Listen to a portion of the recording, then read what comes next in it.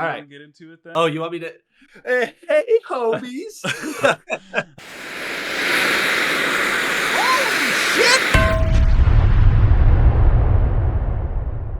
Yo, you guys are here to learn today. I just want to point out that our impetus for this was going 16-0 recently. Peep the Yep. thumbnail. You see it. That's It not brought me here. doctored. No, that is fact. It's true.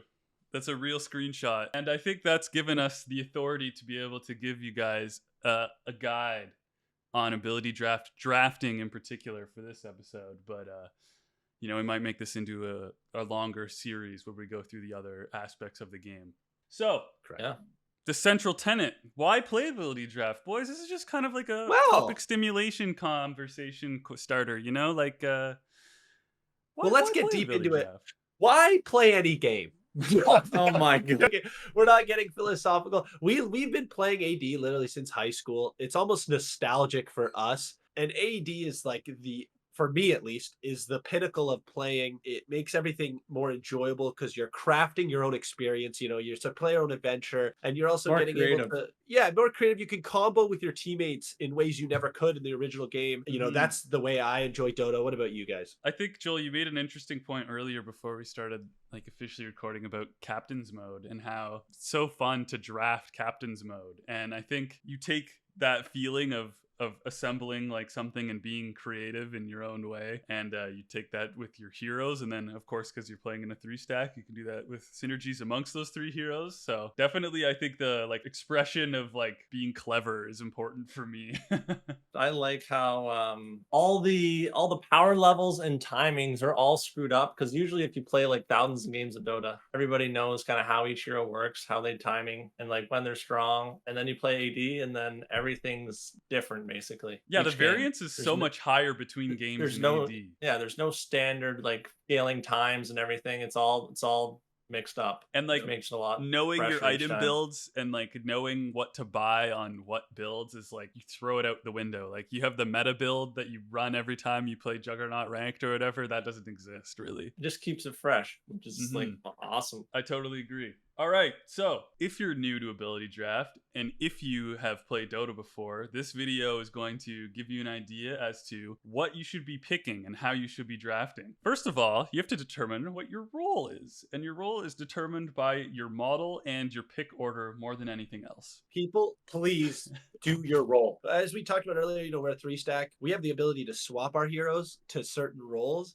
That's why, playing with friends is great. Or even you can message people, if you're playing a sniper and you're only a support player, you can message your team and say, hey, can someone swap me? Or you're playing a drow. Instead of actually just losing the game because you decided to go support on a drow. Which we saw recently, actually. Well, that's why I brought it up. Yeah. I think it's important to note, though, that if you have a strong model and you are high in the pick order, you are basically playing carry. If you're first or second pick for your team and you're on a ranged hero that is not just an int hero, you're probably playing pause 1, maybe 2. Yeah, it's you think if you can go into a normal game and you could say, guys, I want to play Shadow Shaman, I'm going to play 5. That's good for you. Yeah, you can play 5 every single game. If you go into AD and you roll a Wraith King and you're like, I'm going to play 5, but you're first pick and you have to take Fury Swipes or Chemical Rage or something over, their second pick Medusa or something like that, you're playing core. You better have a shot. You better have a shot in your team to swap you. Exactly. Or that. There's probably a carry player that's got stuck on a CM model and wants to swap. Yeah, you have less agency about what role you're playing unless you play with friends and can swap. So just keep that in mind. You're not really choosing your role, and if you do say, I'm going to choose my role either way and say fuck you to the rest of my team, you're probably going to throw the game in the draft and you don't even really realize it because you don't play AD all that often. This is going to get a little more complicated. Oh yeah, guys, hold on here. This is easy to understand once you actually understand it. This is a homework guide. I don't really know the proper word. This cheat is the sheet. Document. Yeah, this is your cheat sheet. That's perfect. This is your cheat sheet to Dota 2 ability draft. Keep this in your pocket. Keep it on your phone. Make it your screensaver. So it's just one click away.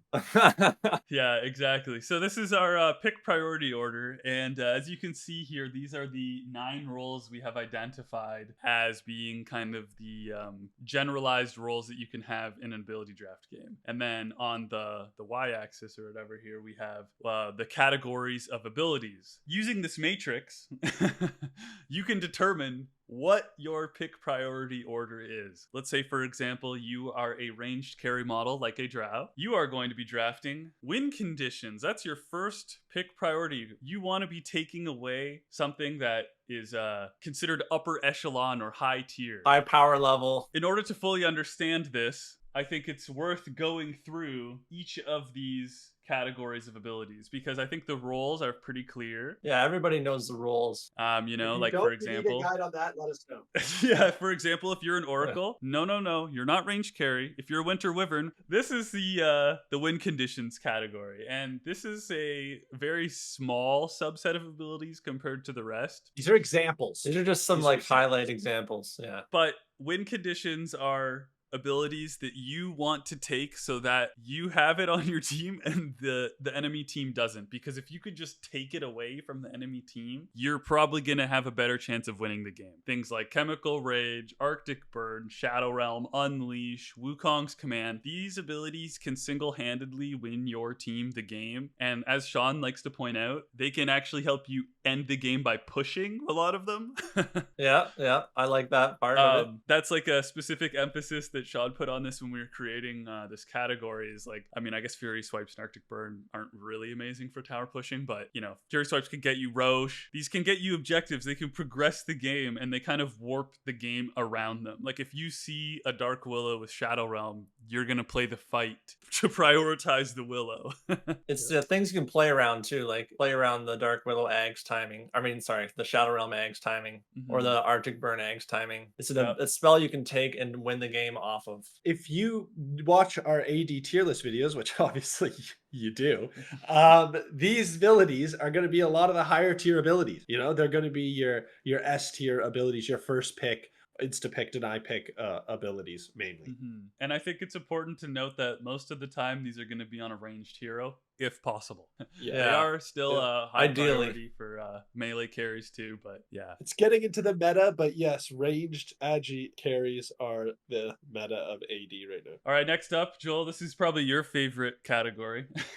Yes, AoE disable / team fight. It's pretty self-explanatory. It makes sense when you're on a support. You're going to be picking these abilities first. You're part of the team. You're really holding the team down on the stun, AoE, you know, crowd control department, and they're a lot of time necessaries if you go late. Yeah, if you want a well-rounded off team, you need to have some team fight, be able to get multiple heroes in one spell and stuff like that. Like these examples that we have here are all like pretty high power level ones that you got to watch out for. Something like Tombstone, I think, Joel, you first pick that almost every game if you can, right? 100%. Definitely. Broken. Probably one of the best abilities in the game, level 1, for sure. Yeah. So I think these, are categorized by having like a super high impact on a fight if you can cast them. Sometimes you might, Winner's Curse on the Black Hole or something. Sometimes spell casting gets a bit wonky, but if you can land them well, then try not to. That's never happened. This is what I cut in the clip of us doing that. Of our losing the 16 win streak. Yeah.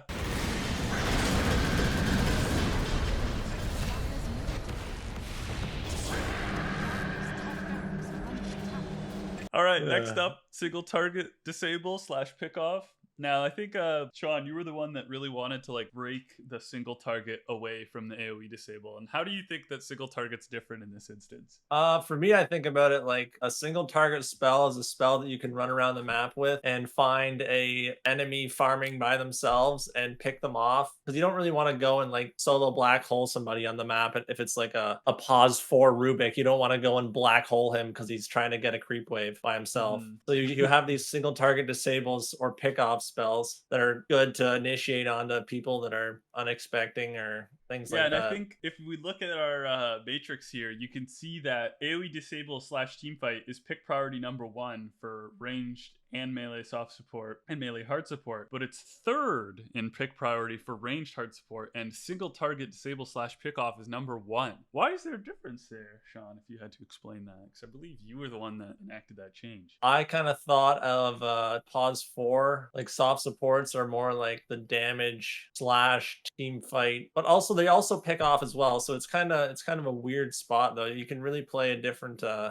type of pause 4 if you really wanted to, but I think it's just Mhm. more like if you go back to the matrix there, I just want to see what the Yeah, so it says the ranged hard support is prioritizing single target. And I think that's because like something like Fiend's Grip or Magic Missile is less committal than something yeah. like Tombstone or Pit or something like that, right? Like Yeah, something you can cast from range because you're going to be really fragile as a pause 5 hard support range hero. next Yeah. up, spell damage. Recently, I Oh. was just saying I had a pretty disgusting spell damage build with the Magnus Shockwave and Arcane Supremacy. This is like a very unique build compared to the other kind of like priorities here because spell damage gets ignored a lot of the time, and if you're committing hard to spell damage and you're one of the few int heroes in the game, you can probably get away doing it for free. Yeah, and you got to Especially have some spell damage, right? You can't Mhm. just have a team full of like physical damage right clickers. You want to have at least a little bit of mixed damage. You got to have somebody that's doing heavy nuke damage with spells. Yeah, and I think also like on some carry builds, having like one wave clearing spell can be the difference between getting you through the early mid game and not. I think we see that supports that have wave clear, you Mhm. had some spell damage nukes a lot of times are those. It's just so much more valuable to the team late game that they can actually stay back and defend a lane, sorry, or two, Mhm. of ancient creeps or something like that, and then let the other four teammates push. Whereas, if they didn't have that spell, they literally can't do that and they're dying just trying to, hold the base off. Yeah, I've Yeah. definitely had the build with it's like tether hook, fate's edict or something, and I'm like trying to kill kill creep waves and I want to shoot myself. Dragging them to fountain and just dying. Exactly. Yeah. All right, next up is the scaling enablers. Now, counterintuitively, a lot of people like to prioritize scaling enablers over win cons sometimes even. For good reason, Yeah, somewhat times. Glades it's true. is a good example. But you can differentiate the two, right? Because I think one is more about accelerating your farm and accelerating the net worth and like scaling into the late game. And the other one is like basically just good at all points in the game. Like Chemical Rage, you hit level 6, it's high impact. You can just like, I don't Yeah. know, if you're on like a pause 3, start running at them. Like you're not, I mean, I guess you do have Grievel's Greed, so you can still scale perfectly well, which is Yeah, fine. it's kind of a best of both worlds, but yeah, it's got both of them. maybe that was a poor example, but I feel like something like Tree Grab or Empower is like you kind of need to get to a point in the game where you have a bunch of items and can actually fight. Like you can't just take these on a fighting build and expect them to have a lot of impact. Yeah, you want to take advantage and get last hits and kill creeps with these spells and And I then think, fight later. yeah, once again, it's like you want to have these mostly on a ranged hero if you can, besides like, of course, Empower and Cleave being probably Yeah, better some on of them, range. yeah. Next up, Joel, this is your category. Oh, saves and utilities. Wow, saves and utilities are great. They're really good, but sometimes you have to be careful because a lot of saves and utility can grief your team. That is So you true. want to make sure that you're using them correctly. A lot of times they're a lot of fun to play with, and some of them are very good. One of my highest win rates is Tether, and that's Yep. because it's actually such a broken spell, especially with paired with certain things that are broken. Even Cold Embrace. Yeah, Cold Embrace is like one of those spells that can grief your team completely if you freeze them in the wrong spot or mid fight Yeah. or something. But Yeah. most of the time is just a really insane healing spell. And also just to point out, because we do have a mix of spells here, like there's a lot of spells that can fit into this category. So like a save doesn't have to be a heal. Like there's all kinds of different ways to save people. Yeah, I have Like Meat Hook on disruption, here, meat and hook. Sean thought Meat that hook was is in there. controversial. It is you It is can the- hook your teammates out of danger, and I it did can be hook considered a Harrison. save. Yeah, Yeah. Joel hooked me the other day. There is a lot of different spells you can kind of put in this category. And I think this is another one where it's like a very much so a pause 5 thing. Like you can't Yeah. really Yes. take Tether to your pause 4 and really like set the pace of the game because the pause 4 is kind of like the pace setter, right? Another thing I would say about this category is honestly, this one I feel like has a little bit higher of a skill ceiling. Like the other abilities, you see Chemi Rage, you see these stuns, you pick them, they're good. Whereas I feel like with saves and utility, you have to understand what the enemy team has to know what to pick. It's not as simple as just, yeah, there's swap, let me pick it. It's like, oh, they have Wukong's command. Swap is an instant counter to that. Or they have, black hole, whatever. You're like thinking they have all these BKB cancels, let me pick up X. So I feel like you need to understand and look at the enemy team a little bit more as you're drafting. I'm sure if we looked at the matrix, you'd see saving utilities is probably third or second pick on your supports. Definitely a later your game thinks, so you're going to want to read the board and Yeah, and then next up is durability. Now, this is the one that is probably overrated the most in oh, ability 100%. draft. Yeah, people love to be durable in AD. Well, the thing is, people go to a win run, they click on damage dealt something or high skill damage dealt, and dispersion's the #1 ability, and they're like, oh, perfect. Dispersion is the most damage. I just think durability is actually a very unique, like, in order for it to have impact, it is uniquely good on like just strength offlaners. I guess it's semi-carries is the language that we used here. Yeah, durability is #2 for melee semi-carries in the pick priority, and it's 5 or 4 or are just ignored in every other according to our matrix, right? But I don't think makes that is sense. reflected in how people draft. No, people try and take this on anyone they can. They'll try and pick up as many tank passes as they possibly can stack on one build. Borrowed time Witch Doctor, don't do it, buddy. Just take Cask, you know? Lastly, we have mobility. Really now, important. these are some of the most game warping mobility that I have as the examples, but mobility can be a lot of stuff here. Blinks are obviously the best version of mobility. And I think when we're looking at mobility, it's prioritized actually quite high on spellcaster cores and melee carries in particular, because the combination of having some way to escape as you're nuking from a range, or having some way to close gap with like blink or pounce when you're on a melee carry is very useful. While ranged heroes do want this, they are going to be more so playing the turret playstyle, where they just stand there and Q click the ground and kill the whole team. Yeah. Now that we have gone over each of our categories, do you want to make more sense to you? Yeah. Do you want to just do a quick run through of each role? Yeah, here? we should. Sure. All right. So range carry, #1 pick priority, win conditions, makes a lot of sense, right? #2, scaling enablers. So this is where it gets a little more interesting. Sean and I had a little bit of a debate. How high is mobility? Sean said it's a little higher than I thought. 3. I think the ranged carry has to be mobile enough to be able to move around and apply their damage, and also mobile enough to get away when the enemy team's trying to kill them. And then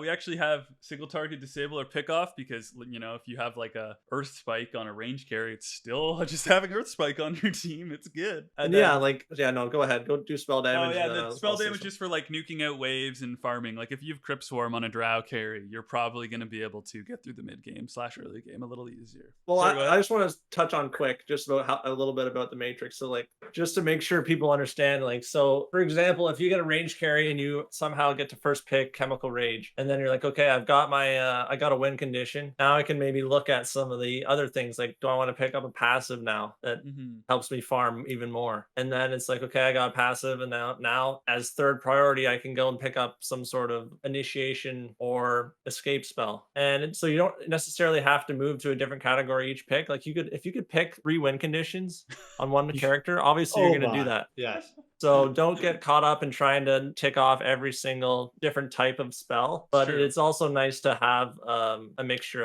of some of them. Like you don't want to like if you already have damage. Split shot, do you really need cleave? The Medusa in our game thought so. But was that really the best pick? Probably not. Probably not. They are interchangeable, you know, like you could interchange them or pick the same ability. That's fine. Yeah, it's just covering your weaknesses is sometimes worth more than doubling down on scaling, for example. Next up is melee carry. Same thing. You're going to prioritize win conditions first. We talked about this already, but mobility and gap close is actually your second priority, just because it is a ranged meta, as we've discussed on this channel before. If you get stuck walking in circles trying to hit somebody and getting kited by stuns and spells, you're just sad. Yeah, I mean, everyone's played a ranked game and just got against the worst lineup for them ever, right? And like, doesn't matter that you 2-shot a support, you just get trained. And then we have the scaling enablers, because you still want to scale on a melee carry, obviously. And then single target disable or pick off, because again, same type of principles apply. You just like having stuns on your team. And then we actually have durability here, making a little show, because it's nice to get a last pick Gravekeeper's Cloak on your melee carry sometimes, or something like that, right? Yeah, you want to be able to get into the fight, you know, and you're hitting at melee range, so you're in the center, you're brawling. So you want to be able to take some damage. Next up, we might have to explain the range semi-carry a little bit, but the range semi-carry can be a ranged hero that's either playing pause 2, so mid, or pause 3, off lane core. Again, still taking the win conditions because you are a core. And then you're again mirroring the range carry, taking scaling enabler second. And this is where the pick order changes a bit. A little little bit of variance here, yeah. Little We have the variance. single target disabler pickoff as the third priority here because you're usually going to be playing with your pause 4, playing to set the tempo. You're going to be doing a bit more ganking, a bit more moving around the map when you're playing a pause 3 or a pause 2 compared to a pause 1, of course. Yeah, you want to be able to kill people. Yeah, being able to initiate with a stun and then have like some follow up with your kind of 3-man, 4-man gank squad is very useful. Mobility is again factoring in here, and again spell damage is factoring in. So very similar to the range carry. The only switch actually being the switching between single target disable / pickoff and mobility. Yeah. And then again Yep. with the melee semi carry, something very similar to our melee carry, of course. We'll ignore the win conditions. Durability is actually prioritized here. So let's say you have an axe. Yeah. First, you're going to prioritize taking away the flat cannon from the gyro or whatever with your win conditions. Yes. But then you can take your corrosive skin, your Dispersion. yeah, counter helix, Counter helix. dispersion, and kind of double down on being the front line, being the I'm just going to run in and create space in a fight. And as long as you take this third pick priority here, which is AoE disable / team fight, you're probably going to have a decent amount of impact. Because if you're getting spells cast on you and you're brawling, your pause 1 that's ranged usually is going to be farming and taking advantage, or they're going to be free hitting and taking advantage. So either way, you want to be brawling, team fighting, and durable enough to make sure that spells and abilities are being used on you. Yeah. Yep. I just want to quickly touch Yeah, on if you're a go ahead. melee semi carry and you don't want to over prioritize durability, it is at number 2. But if you over prioritize durability and you're literally just a durable tank bot that has no aggressive potential at all, then you're going to get ignored and not have an impact in the game. That's why you have to kind of keep in mind the third and fourth priorities, AoE disable and the spell damage. They can't afford to ignore you. That is true. And I was going to say buying Radiance doesn't count, guys. Okay? No, they can It's still not ignore you. enough. They'll still ignore you. And That's then so funny.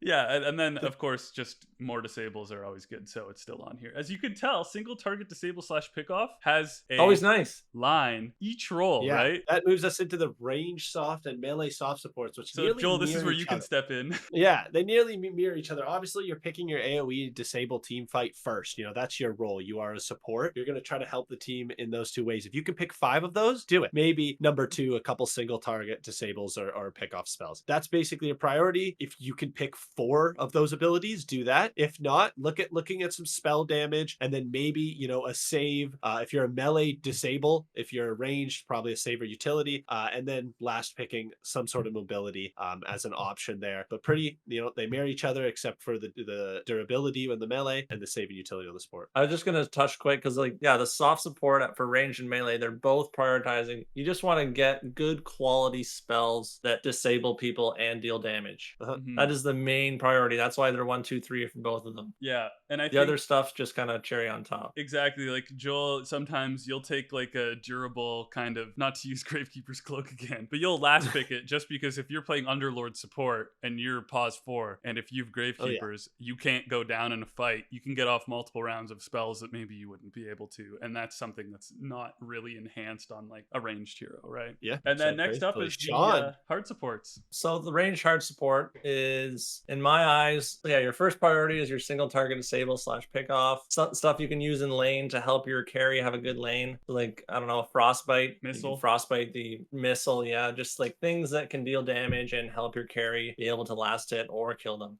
Second priority, saves and utility. Could be something that you can use either in lane or later on to save your carry. Because you're kind of playing around your carry as a pause 5, in my eyes at least. Or you're playing around a core, not necessarily a carry, but yeah. I was just gonna say though, why is AoE disable / team fight lower than saves and utility for a ranged hard support? For me, I think the hard support range job is kind of more important to hide and help your core succeed rather than go in and try and hit a mega alt and be that guy.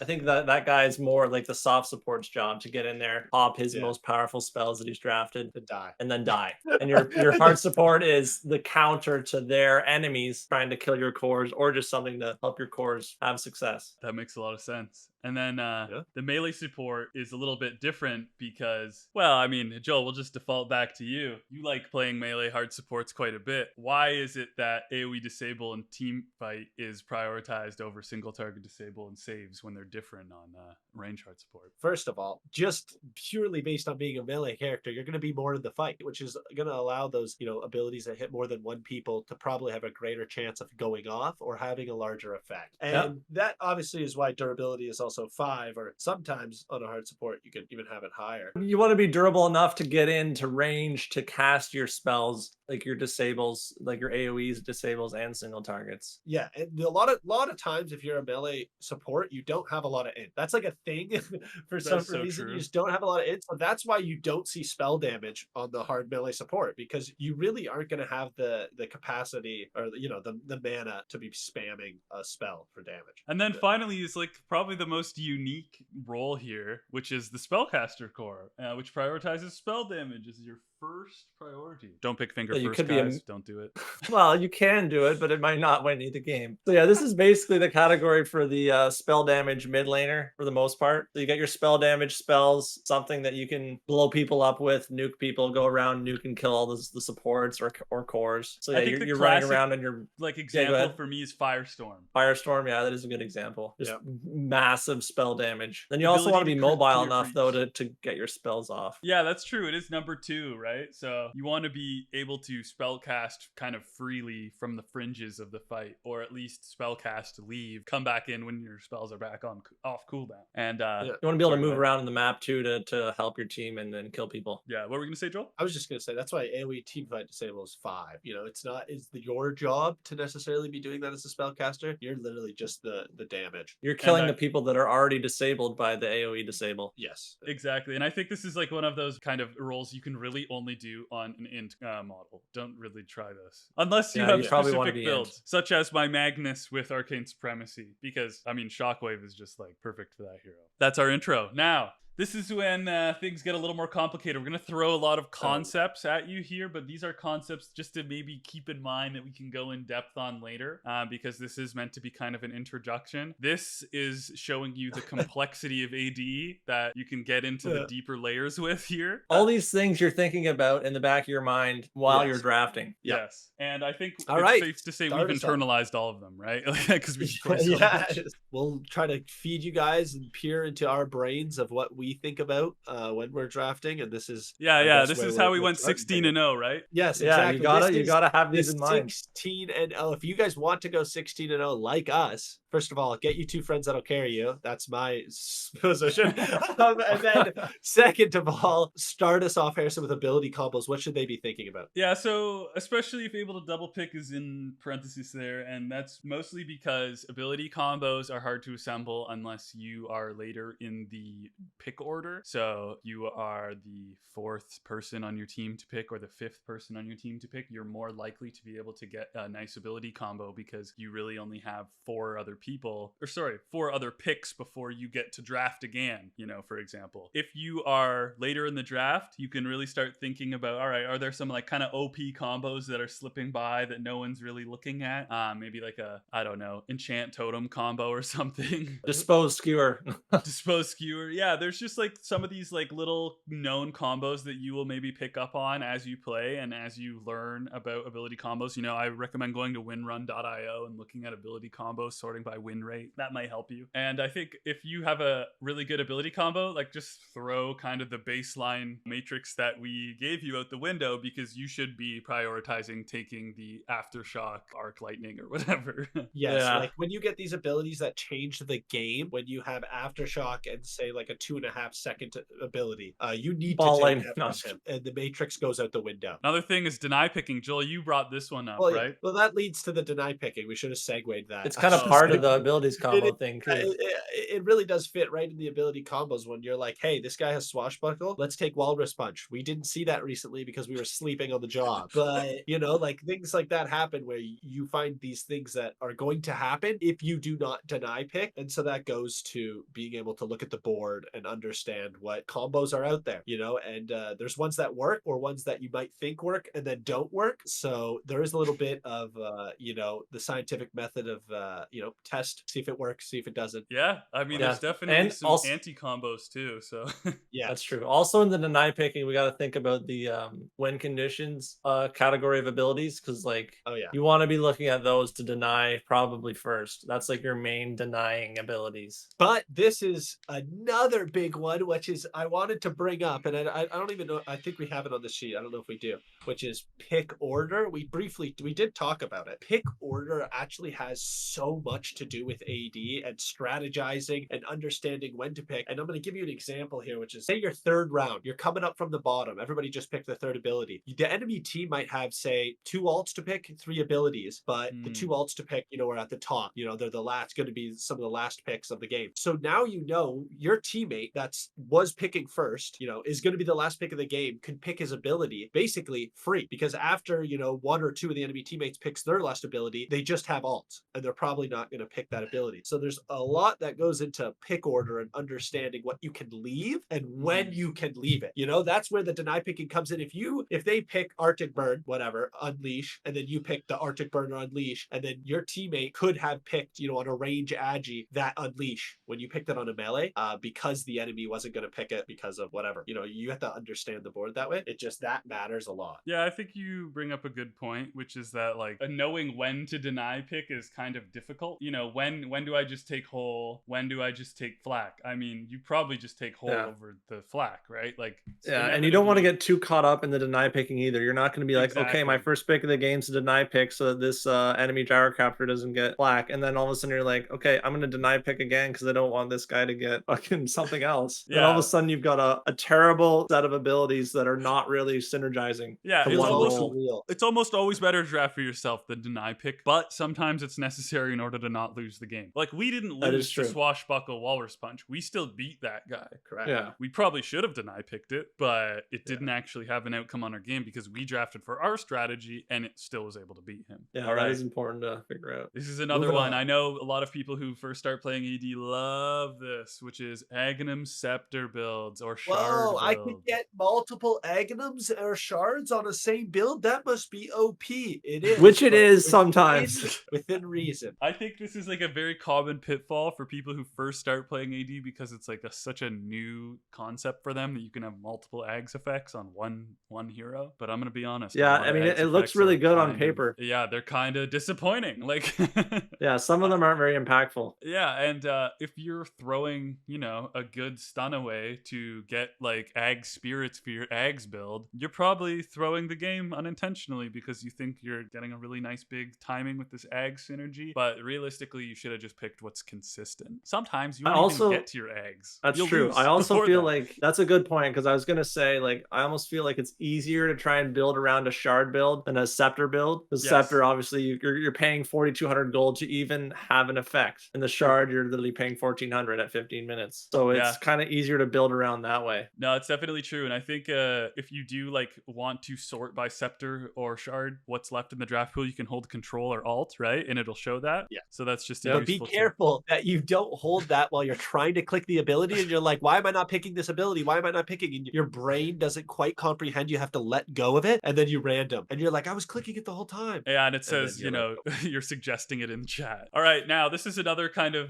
very general topic, but it's very crucial, which is understanding models, talents, facets, and innates. This is just Dota knowledge, right? Like, this is something you just pick up through osmosis. But the thing with AD that's super particular, and that everybody, and we've said it before in other videos, is that your abilities will be better on your hero. That's how AD works, because you have the facets, you have the talents or innates, that ability is almost always going to be better on your hero. So it's designed to synergize with the hero it's made for. We had a game where people were picking a lot of their own abilities, and someone in chat that wasn't us said the acceptable limit is 2 of your own abilities. Now that's up to you guys to debate. I don't know what the acceptable limit is. I think it's AD. You can do whatever you want. You can pick your entire ability pool if you really want to. That's really frowned upon, though. It is frowned upon. It is very frowned upon, and I will agree that is. I don't endorse picking all your standard abilities. I don't endorse it, but I do like playing modified, aka 3+, like 3 of your normal abilities plus something that makes your hero better. Like, yes, I think I was playing stock Lich plus Blink or stock Lich plus Stormhammer, and it was fucked. Yeah, sometimes it's the best thing you can do. Sometimes you're Yeah. just playing upgraded version of hero model, and honestly, that's okay. And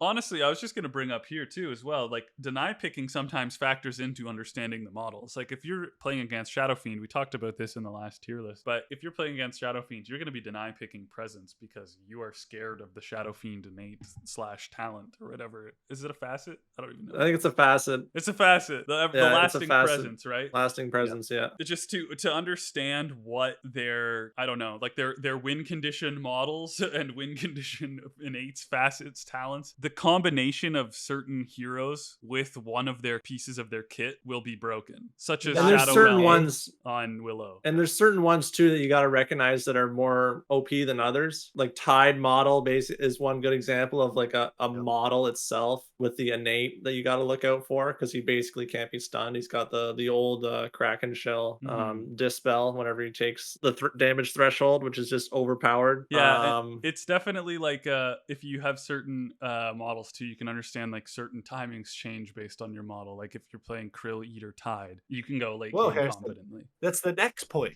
Recognize the timings you're drafting towards. Exactly. Jill's got the segue. Yeah, this is something that a lot of people don't do when you're playing with randoms because you really can't coordinate what timing you're drafting towards. It is also hard to come up with a timing in AD because it's not your standard timings. Like I mentioned earlier about how the game is all like the timings are all screwed up because of the spells that you draft are not your standard Dota 2 heroes. Just keeping in mind though, like let's say I'm, for example, on a team that doesn't have very many core heroes, you are going to have to draft team fight and stuns and try and end the game by 34 minutes, or the Muerta on the enemy team will outcarry you with Pierce the Veil in the late game, or whatever, you know?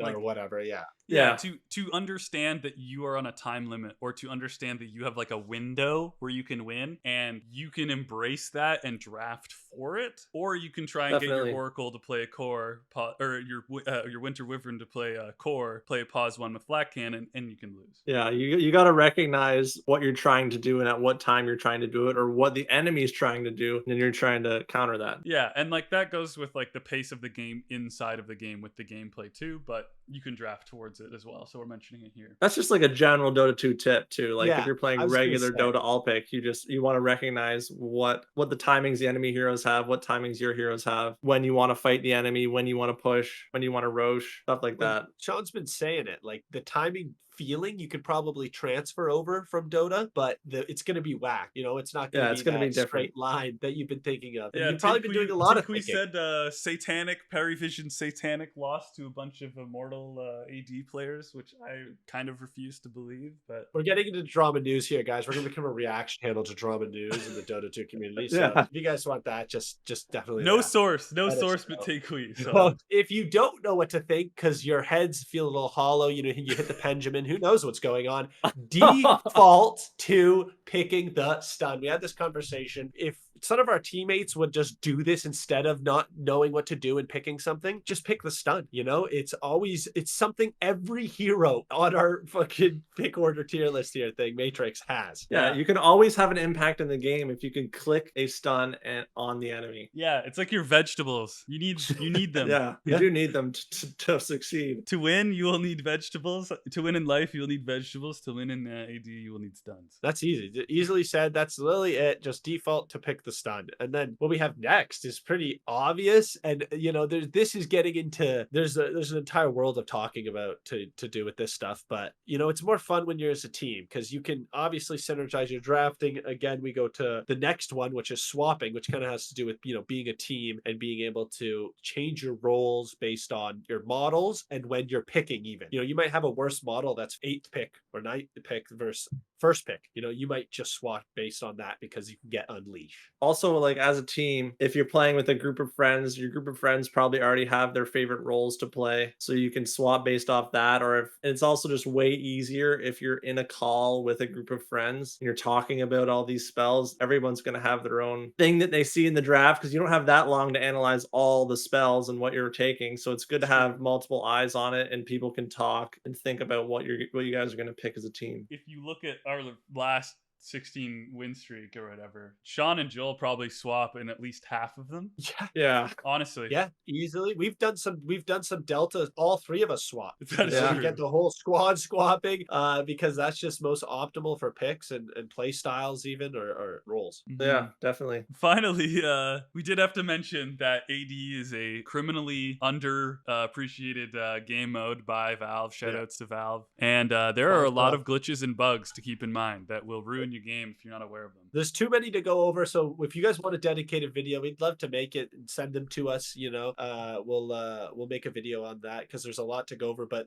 recent updates, things have changed. A lot of old glitches aren't there, a lot of new ones are there. Some spells are still in the game that shouldn't be. Yeah, Torrent Storm. There's things that just don't work. Kazurek Katana that you need to know, and if you don't know and you pick it, it's like that sucks. There are a few times in when we've been playing where someone takes something that they think works and it doesn't, and it used to, and that feels bad. But at least you've learned, and we could bring in Takui, who's like the master of AD glitches and bugs, to give us a whole rundown in his own video where we can put that in a nice succinct manner for you guys. But yeah, there's more than you'd think. There's more than you'd think in there. There's a lot going on, and there's a lot going on to this entire video and to AD in general. So we've been looking, a little bit granular, maybe not too granular, but if you were looking, fully zoomed out, honestly, one of the things and one of the notes you should think of is just reading the board. And if that's looking at models, looking at abilities, literally everything we talked about, pick order, reading what model am I, what model is the enemy, do I pick on my range carry mobility second because they have a lot of people that are going to be catching me a lot and I need more escape. That's my last wherewithal. I don't know if you guys want to throw a last point in. Well, I think I'm happy with what we covered. Hopefully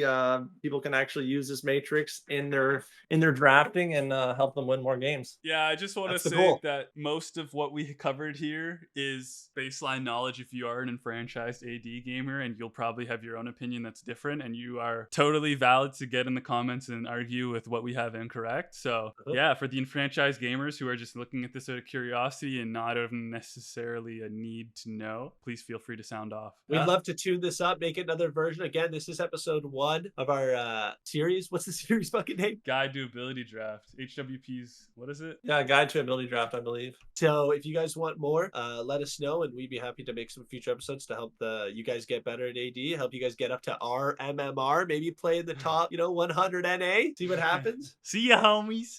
See ya. What were you talking about, Sean? What's another thing to keep in mind? Wait, I actually don't. Wait, what are we actually doing back in? God, that was perfect. You choked. We're planning on doing draft reviews, and we're planning on doing smaller videos that are more tightly focused on singular games. Also, potentially doing some highlights from our games. Yeah, I think that people want to see some gameplay, some real games. People want to see gameplay. They don't just want to hear us talk. We got to back it up,